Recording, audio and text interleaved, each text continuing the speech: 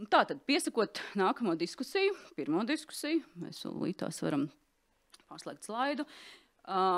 Tātad viens no spēlētājiem cīņā ar korupciju ir publiskais sektors, tiesības sargājošās iestādes. Un ļaujiet man atkal citēt to, ko es jau arī uzrakstīju programmā, ka nereti mēs dzirdam pārmetums, ka šī cīņa ar korupciju nenotiek pietiekami efektīvi.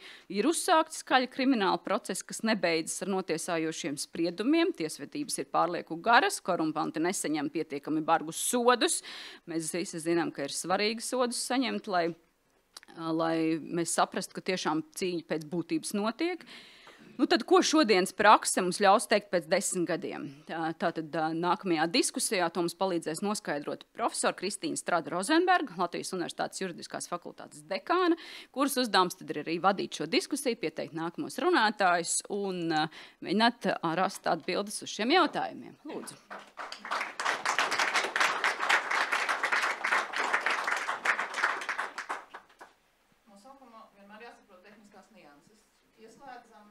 Vai viņš jau ir ieslēgts?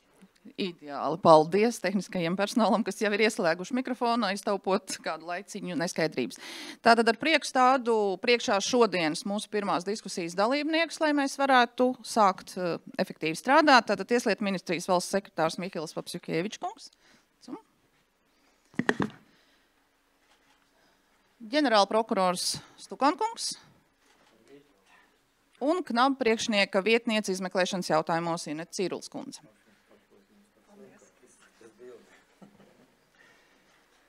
Cienītās dāmas, godātie kungi, man ir uzticēts vadīt šo pirmo diskusiju, kurā mēs nedaudz runāsim par ķēdi. Ķēde vārds tur bija tā kā atslēgvārds par krimināla procesa posmiem kā ķēdi, jo mēs visi, protams, lieliski zinām, kad ķēde ir tik stipra, cik ir tās vājākais posms. Ir nepieciešams divas lietas. Pirmkārt, lai šie posmi vispār būtu savienoti.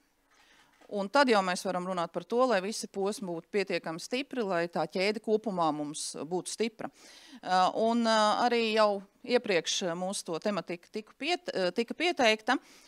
Un tas, kā mums tika lūgts šo diskusiju veidot, ir neliels ieskats pagātnē, jo mēs vienmēr mācāmies, vai vismaz mums būtu jāmācās no tā, kas ir noticis pagātnē, lai varētu droši skatīties nākotnē.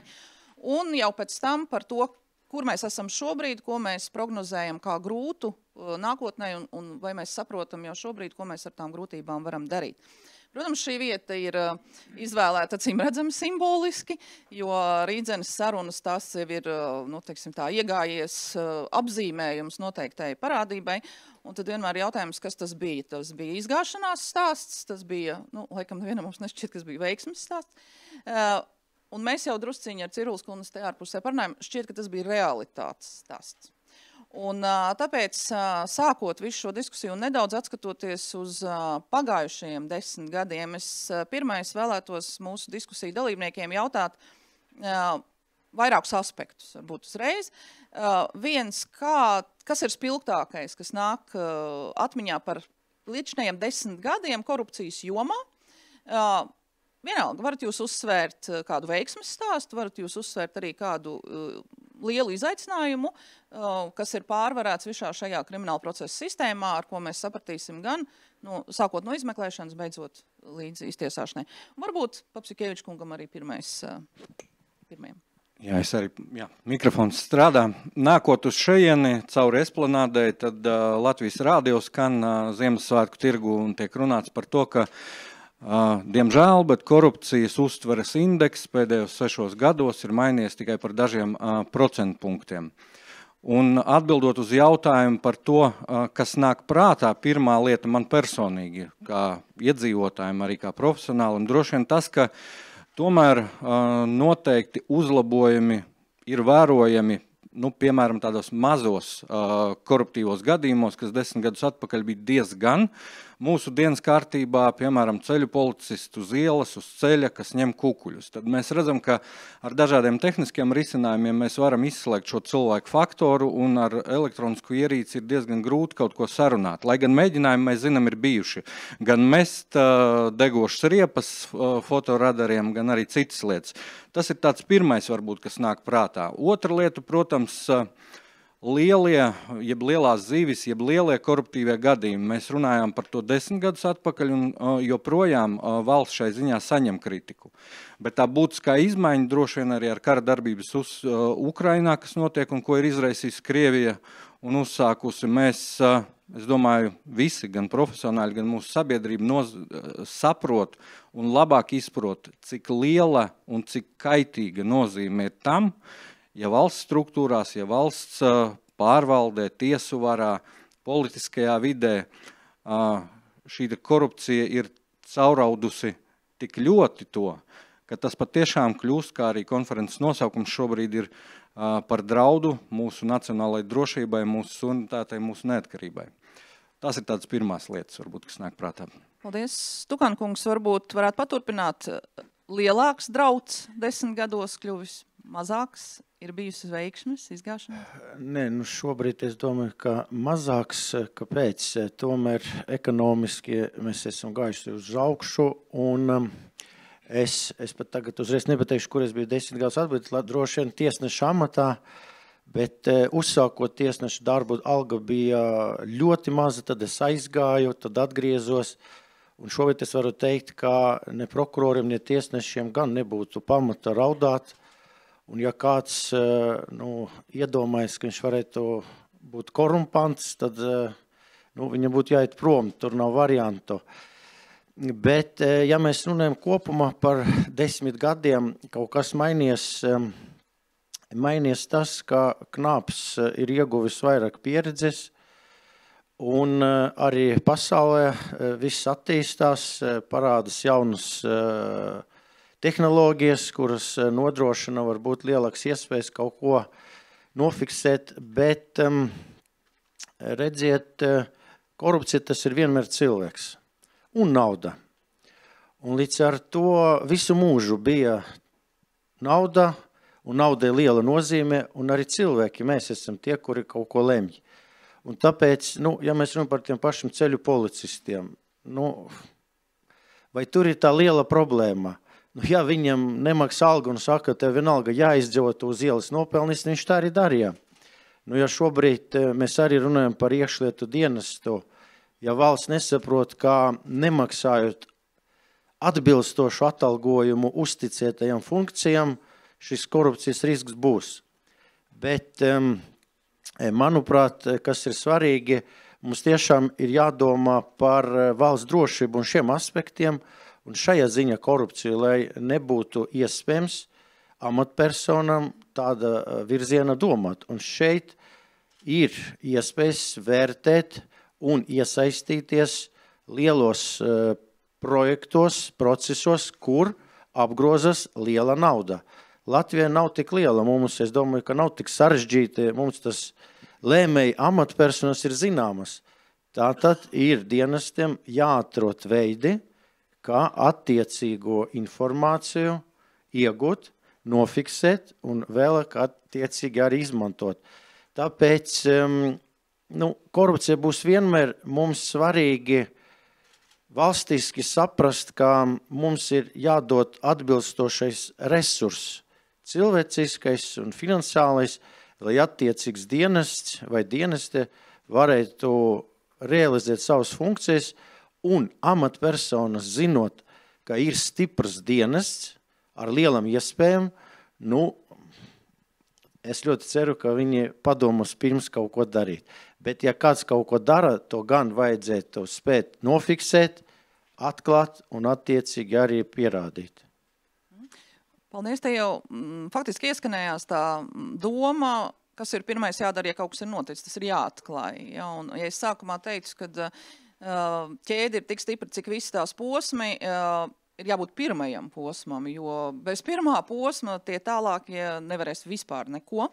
Līdz ar to jautājums Ciruls kundzei, izmeklētāji, kā pirmais posms, un atskatoties nedaudz pagātnē līdz šodienai, jo tālāk mēs runāsim par nākotnes perspektīvām, kas ir bijis tas grūtākais, kas ir traucējis, kas ir veicinājis šo cīņu no jūsu skatu punktu?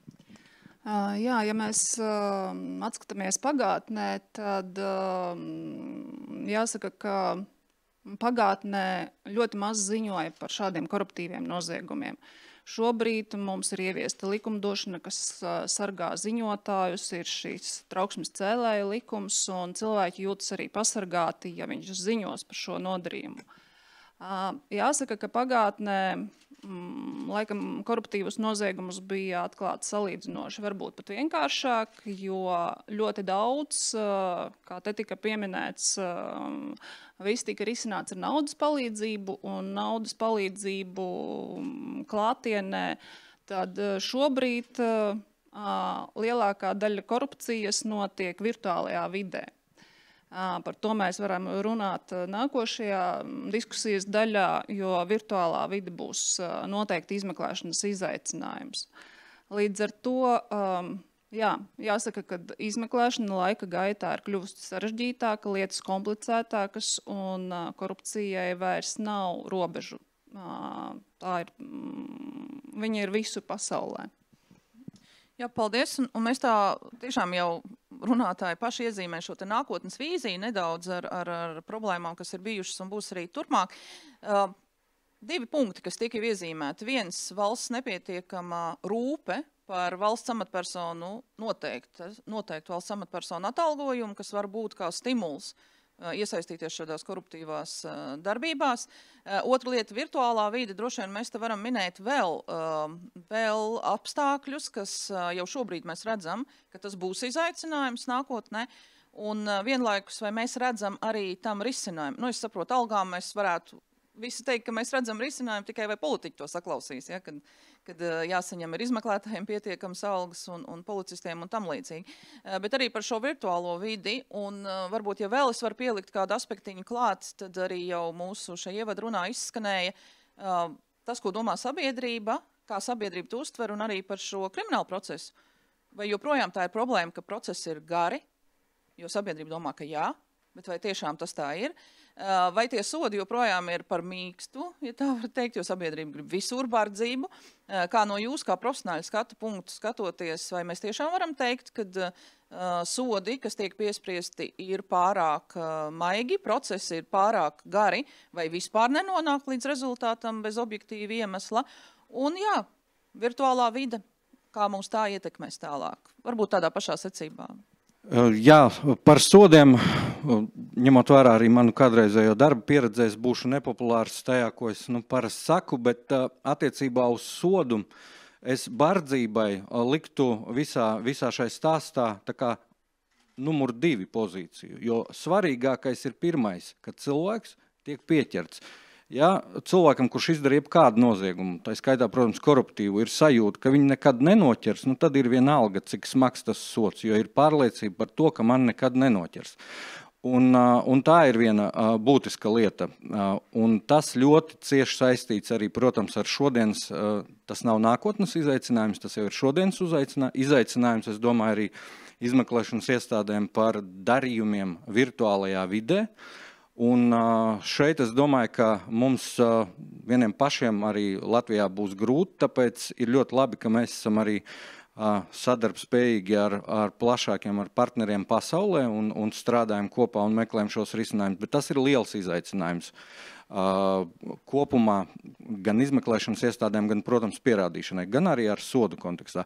Sodam jābūt samērīgam tam cilvēkam, kurš tiek noķerts un kuram tiek šis sods piespriests, patiešām tam ir jābūt tādam, ko cilvēks arī jūt un caur sodu viņš vērtē, vai viņam iesaistīties vai neiesaistīties. Bet, kā jau es minēju, ja ir tā apziņa, ka man nekad nenoķers un tie ceļi ir pietiekami droši, tad par sodu ir diezgan bezjēdzīgi tajā brīdī runāt, vai tas ir par mazu vai par lielu. Un vēl es gribētu uzsvērt vienu lietu. Arī jūs savā pieteikumā teicāt, kā tiem ķēdes posmiem savienoties, un kas atkal ir ļoti svarīgi, manuprāt, tas ir ieguldījums visu 3 posmu tādā kopīgā arī izglītošanā un izpratnē par to, kā mēs vienus vai otrus pierādījumus vērtējam, ko mēs atzīstam vai neatzīstam, kas tad izmeklētājiem būtu jānostiprina, ko pēc tam atkal prokuratūra pieņemtu un tālāk tiesā arī izmantotu. Un, manuprāt, mums pašiem ir tādi labi piemēri saistībā gan ar netiešo pierādījumu vērtēšanu, gan arī pēdējos gados strādājot pie nelegāli iegūtu līdzekļu legalizācijas novēršanas. Ja, kad mēs esam kopīgi sēžoties pie galdiem un risinot arī konkrēts gadījums vai analizējot, esam nonākuši līdz tai izpratnei. Un šajā ziņā tas ir pilnīgi noteikti viens tāds jautājums, kas nākotnē arī jāturpina darīt un vēl vairāk jāstiprina visiem 3 ķēdes posmiem, lai tad, kad tie tilta posmi ir sabūvēti un mēs liekam to jauno tiltu, tad lai viņi savienotos. Un es domāju, ka tas, ko arī Tieslietu ministrija kopā ar sadarbības partneriem, gan ģenerāla prokuratūru, gan augstāko tiesu šobrīd dara un veidot Tieslietu akadēmiju, kur arī ir paredzēts, ka gan prokurori, gan tiesneši mācīsies, gan arī izmeklētāji, ka tas arī būs viens tāds labs ieguldījums nākotnē, kā to veicināt. Jā, Stukankungs. Es gribētu sākt ar to korupcijas novēršanas un apkarošanas birojas. Manuprāt, tomēr svarīgākais ir novēršana, nevis atklāšana. Ir jāizveido tādi apstākļi, ka vēlreiz nebūtu pat pamata iedomāts kaut ko sliktu darīt. Un šeit novēršot noziegumus, tas būs daudz ekonomiskāk, vienkāršāk nekā vēlāk to atklāt. Redziet, korupcija tur jau abas puses ir ieinteresētas. Un līdz ar to tas ir viens no sarežģītākiem veidiem, jo kaut kāda veidā attiecīgiem dienestiem, ejot pāri cilvēktiesību principiem, kaut kā ir jāiebrauc tajā darījumā un tas viss jānofiksē. Bet kur arī var būt tāds atvieglojums, runājot par korupcijas gadījumiem, kāpēc ir tā korupcija? Tāpēc, ka cilvēks grib baudīt skaisti dzīvi. Līdz ar to, ja ir šie līdzekļi, ja viņi netiek izmantoti, lietoti, tad tam nav nekādas jēgas. Mums ir jāskatās tiešām, par ko arī iepriekš runāts. Šodien, kas saka, varbūt es tā uzreiz nepateikšu, vai tas tā arī turpinās. Mums ir robeža. Robežsargi, muitnieki, visi redz, kā viņi dzīvo, bet viņi turpina dzīvot, strādāt un valsts neredz. Valsts nav spējīga maksāt mazu algu, cilvēks ir spējīgs uzcelt māju. Kāpēc to valsts neredz? Man sarežģīti, kas saka, vēl joprojām saņemt atbildes no attiecīgiem dienestiem, bet arī šajā ziņā ir kaut kas darīts. Mēs jau vairāk kā 30 muitniekus apsūdzējam un lietas virzās, tā kā arī tur ir pozitīvi virzieni, bet ilgstoši procesi. Tātad vakar, kas saka, man bija dāvana, var teikt, Ziemassvētkos, 20 gadi valsts nav spējīga izskatīt vienu kriminālu procesu, kurš ir saistīts ar viena līguma noslēgšanu. Tad par ko mēs runājam? Es jau amatus esmu pamainījis, es biju pirmās instances tiesnesis.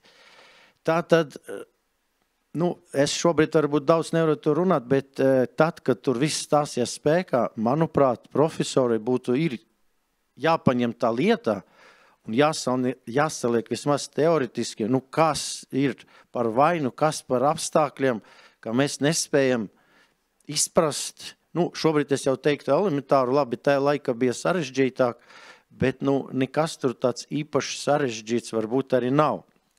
Bet mēs nespējam. Ja mēs runājam par izmeklēšanu vai pirmstiesas laiku, visās lietas, kas saistīts arī ar korupciju, vēl viena lieta, kur es arī biju iesaistīts. Latvijas dzelzceļa prezidents. Tas arī, kas saka, izkrīt varbūt no tām, ko mēs jau daļai šodien runājam. Viņam alga bija, manuprāt, pat vislielākā salīdzinot ar Latvijas amatpersonu.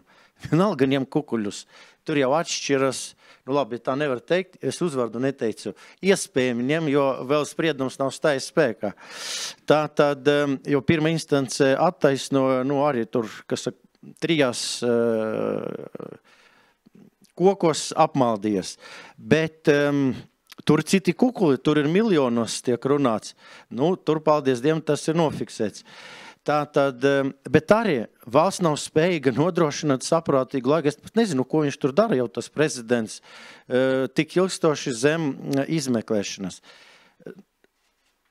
Pat izmeklēšana pirmsties process nebija tik garš. Tiesā mēs kaut katru nobremzējamies.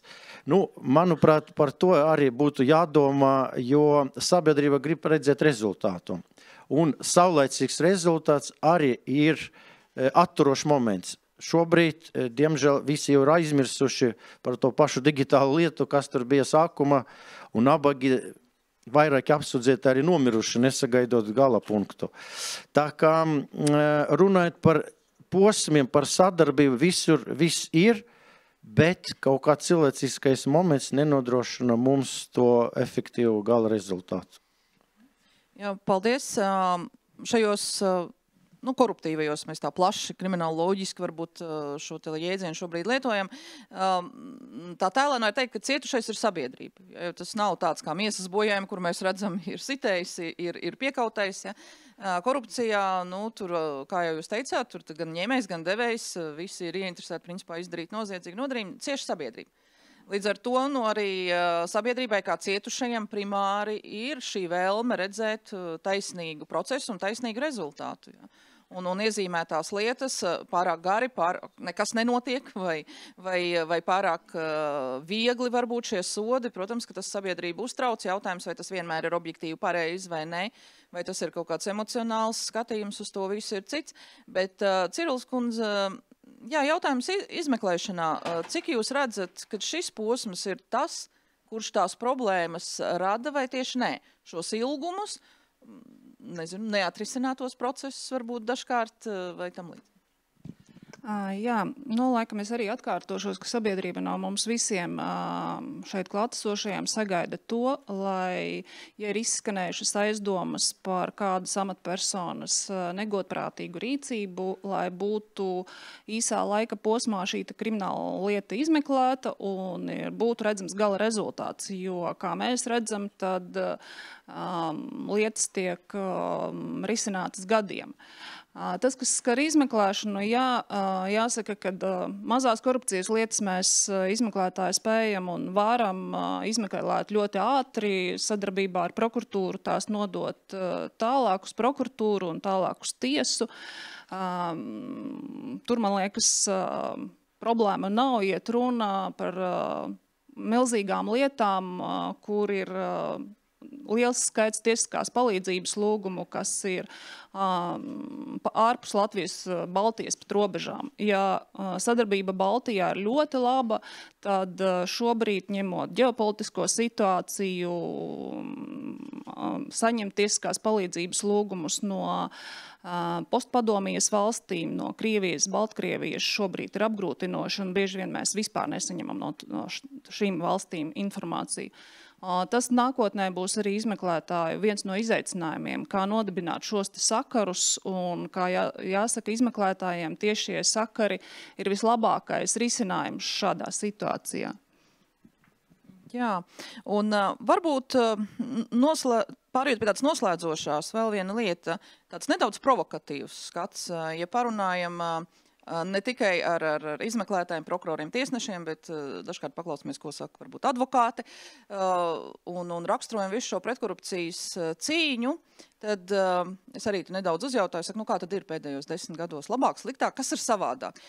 Un tad bija tāds gara runa, bet īsumā to varētu teikt tā, ka tā varēšana tā gribēšana sāk sabalansēties ar varēšanu, respektīvi griba cīnīties ar korupciju pēdējos gados jau arī varēšana viņai atbilst. Un viena lieta, kas tika teikt, kad mērķis un līdzekļi, kad tas mērķis varbūt vienmēr ir bijis cēls, bet pēdējās laikos, kas ir labais, ka iezīmējās, kad ir līdzekļi, respektīvi likuma ievērošana cīņā ar korupciju, kas dažkārt varbūt dod to pozitīvo rezultātu, ir kļūsi labāka. Kā jums šķiet, vai vispār ir pārmetums vietā? Kad kādreiz varbūt bija tas cēlais mērķis, bet tie līdzekļi, šad tad varbūt tā tiesiskuma nebija, un varbūt tur varam meklēt arī, kāpēc lietas ieilgst, kāpēc tur tiek apstrīdēts kaut kas, tur ar vienu neizslēdz negodprātību arī šajā jomā, bet vai arī tas nekad nav bijis, un līdz ar to tā situācija, kāda viņa bija, tāda viņa ir? Es domāju, ka zināmā mērā jautājumā jau ir arī atbilde, jo pēdējā laikā ir, ja mēs skatāmies 10, 20 pat gadus, ir gan likums pilnveidots, gan sastāvziņā, gan mēs esam rūpīgāk centušies starptautiskos normatīvus, jeb starptautiskās rekomendācijas šajā jautājumā ieviest. Un otra lieta, es domāju, mums veidojās pirmkārt sava praksa. Otrkārt, mēs dažādās institūcijās arī strādājam ar mūsu starpvalstu partneriem un gūstam šo pieredzi arī vedam šeit. Un tas viss kopā dod to rezultātu, varbūt ne tik strauji un ne tik ātri, cik gribētos. Un tā ir pilnīgi noteikti tā lieta, kura būtu jāturpina. Un kā jau mēs te runājam par digitālajiem izaicinājumiem, vieni paši mēs to nevarēsim. Piemēram, šonedēļ pirmdien Tieslietu ministru padomē, Eiropas padomē arī diskusija kopumā bija par organizētās noziedzības jautājumiem, tā skaitā korupcijas jautājumiem un šīm te trešajām valstīm, ko pieminēja arī knapārstāv, kā mums iegūt šos pierādījumus no šīm valstīm. Un tas arī ir viens liels izaicinājums, kur mēs vieni paši to nevarēsim izdarīt. Tāpēc ir jāstrādā dažādos līmeņos. Mums jāturpina vērtēt gan mūsu prakse, gan mūsu likumdošana un jāuzlabo tā pēc nepieciešamības, jāpiemēro prasmīgi tā visos posmos, un trešais mums ir jāstrādā arī starptautiskā līmenī ar mūsu partneriem, lai mēs varētu arī, teiksim tā, neatpalikt un cīnīties arī veiksmīgi ar jauniem izaicinājumiem. Paldies, Stukanku. Varbūt uz beigām es gribētu pateikt vienu vārdu atklātums. Ir maksimāli jāstrādā visiem, lai amatpersonas darbība būtu atklāta. Un tad attiecīgi varēs arī saprast, kura virzienā viņš domā un ko viņš dara. Un otrais, tas ir maksimāli padarīt neiespējamo, nelikumīgi iegūtos līdzekļus, izmantot un baudīt dzīvi. Ja tas nebūs iespējams, tad pazudīs tā nepieciešamība ņemt tos kukuļus, jo zeme ierakt, jo visi ir mirstīgi un kādreiz nomirs un tur arī paliks. Līdz ar to es vēlētu Knābam un arī prokuroriem un tiesnešiem mums visiem, mums ir jāmeklē tiešām jauni veidi, līdzekļi, lai šodienas apstākļos, ko jau nodrošina ekonomika, tehnoloģijas, robežu neizsamība, lai mēs varētu vēlreiz padarīt neiespējamo korumpantiem baudīt dzīvi. Paldies. Cīruls kundze? Varbūt no savas puses nobeigumā man gribētos teikt, ka mums ir vairāk jāizglīto mūsu jaunatne un jāiegulda jaunatnē, jo viņi ir mūsu nākotne, jo ja cilvēks nebūs gatavs dot šo te kukuli, ja viņš zinās, ka par to draud krimināla atbildība, tad arī izmeklētājiem un prokuratūrai nākotnē būs mazāk šī darba. Un es domāju, ka noziedzības apkarošanā vienmēr būs darbs, bet gribētos to samazināt. Un tieši jaunatne ir mūsu tas posms, kurā būtu šobrīd jāiegulda, lai mēs pēc 10 gadiem satiekoties runātu par to, ka mēs esam veiksmīgi samazinājuši šo korupciju. Jā, paldies diskutētājiem. Un pats noslēgums mums vēl burtiski pāris minūtes. Es cītīgi vēroju pulksteni. Drusciņi ievadrunā bija par tiem suņiem, ja, kad suņi rej vai sargā, un mēs labi zinām, ka mums ir paruna, ja, suņi rej, bet karavāni iet tālāk. Un tad varbūt kā punktiņš uz I, no kā jūs gaidīt vislielāko atbalstu, lai teiktu, kad, ja mēs suņiem, sauksim sev par suņiem tādā labā nozīmē, jo principā mums visiem tie sunīši patīk. Ja, bet, lai tā karavāna neietu tālāk, bet mēs to suni neuztver tikai kā rējēju, bet kā sargu, kā te tika teikts. Kas ir tas, no kā jūs sagaidīt vislielāko atbalstu? Vai tie ir politiķi, un tie ir likumi, kas ir jāpilnveido vai jāpiešķir lielāka nauda? Vai tā ir sabiedrība? Kas ir tas atslēgas palīgs visā jūsu darbā? Man tāda pavisam vienkārši atbildi. Katrs pats no sevis vispirms. Un tas, ko Cīruls kundze minēja par sarunu ar jaunatni, piemēram, ja, un par mūsu šo te attieksmi veidošanu. Ja es neņemu un ja man tas nav vajadzīgs, pie manis nevar atnākt un piedāvāt. Piedāvāt jau var, bet tad es zināšu, ko darīt. Un ja šis te nulles tolerance pret korupcijas jautājumiem un pret šādu tipa vispār lietu risināšanas kārtību ir princips, cilvēku dzīves princips, tad mēs esam gan atbalstīti, gan mēs esam atrisinājuši problēmu. Protams, ka tā ir utopija, bet tas ir tas, un es piekrītu, ka tas ir tas, kur ir jāinvestē. Paldies! Es aicinātu arī Knābam un citiem iestādēm padomāt par ciešāko sadarbību un pat varbūt ieinteresēt uzņēmējus. Ja tur ir tā nauda, kura attiecīgi tiek izmantot, un ja uzņēmēji nedos, tad nebūs ko paņemt. Un viennozīmīgi piekrītu, ka izglītība un izglītošana kopuma sabiedrībā, tas ir arī atslēgas vārds, jo tiešām, ja cilvēks pat nepieļauj domu, ka viņš varētu kaut ko risināt nelikumīgi caur naudu, nu tad arī šis jautājums atkrīt. Nu, un skaidrs, ka sabiedriskām organizācijām nozīme tāda veida, kā tiešām zvanīt, norādīt un vērst uzmanību tieši visiem uz tiem kritiskiem vai riska jautājumiem, kuru mēs atkal sadzīviski visi runā, bet sabiedrība ir šī neapmierinātība, jo netiek paņemts un ielikts uz ilgiem laikiem uz ierobežoto telpu. Jā, paldies. Un noslēguma vārds, ja tā var teikt, tad Ciruls kungs.